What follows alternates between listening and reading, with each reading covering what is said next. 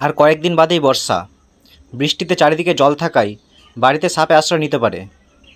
সাপ দূরে রাখার সবচেয়ে সহজ উপায় হলো ঘরের আশপাশ সাফ সুতরো রাখা। অপ্রয়োজনীয় জিনিস, টব, ইট এক জায়গায় জমিয়ে রাখবেন না। একইভাবে বাগানের আশেপাশে ঝোপঝাড়, বড় ঘাস কেটে ফেলুন। গাছের গোড়া নর্দমার ধার পরিষ্কার করে রাখুন। বাড়িতে ইঁদুর থাকলেও সাবধান হবেন, কারণ সাপের প্রধান খাবার হচ্ছে ইঁদুর ও ব্যাঙ। ফলে ইঁদুরের লোভে ঘরে সাপ ঢুকতে পারে।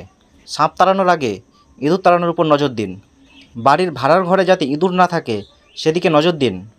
বাড়ির আশেপাশে আবর্জনা, নষ্ট হওয়া খাবার ফেলবেন না, এতে ইঁদুরের আনাগোনা হয়। ইঁদুর বাড়লে সাপও বাড়বে। কার্বলিক অ্যাসিডে কোনো লাভ হবে না।